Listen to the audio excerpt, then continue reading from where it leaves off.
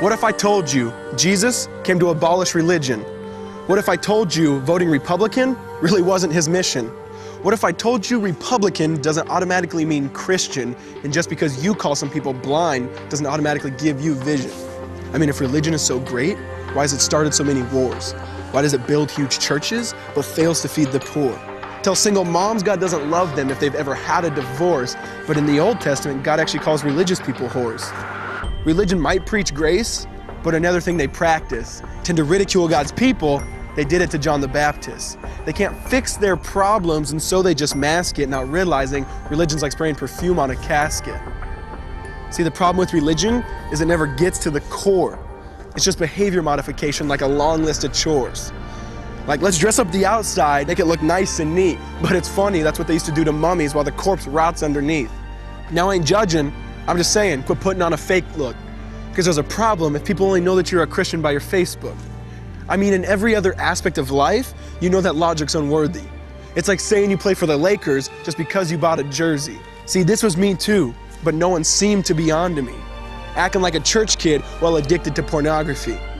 See, on Sunday I'd go to church, but Saturday getting faded, acting if I was simply created to just have sex and get wasted. See, I spent my whole life building this facade of neatness, but now that I know Jesus, I boast in my weakness. Because if grace is water, then the church should be an ocean. It's not a museum for good people, it's a hospital for the broken. Which means I don't have to hide my failure, I don't have to hide my sin. Because it doesn't depend on me, it depends on Him. See, because when I was God's enemy, and certainly not a fan, He looked down and said, I want that man.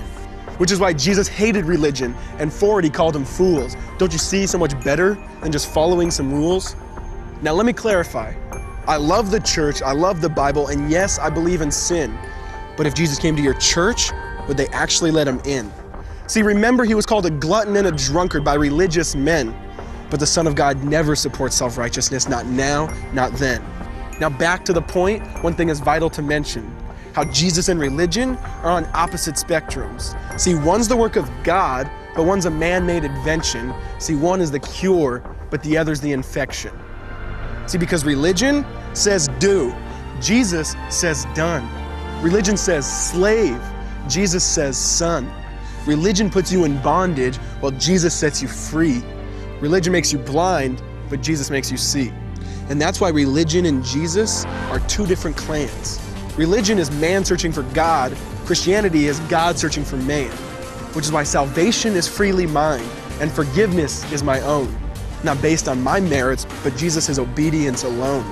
Because He took the crown of thorns and the blood dripped down His face. He took what we all deserved. I guess that's why you call it grace. And while being murdered, He yelled, Father, forgive them. They know not what they do. Because when He was dangling on that cross, He was thinking of you. And He absorbed all your sin and He buried it in the tomb, which is why I'm kneeling at the cross saying, come on, there's room. So for religion, no, I hate it.